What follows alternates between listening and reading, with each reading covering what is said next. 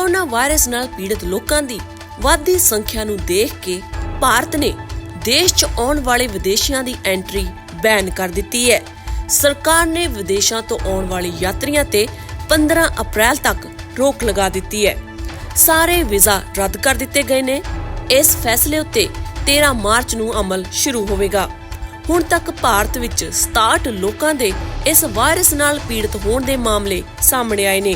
बुधवार नूं केंद्रीय सेहत मंत्रालय ने एक आदेश जारी करते हुए सारे वीज़ाज नूं रद्द करन दे लई कहा है।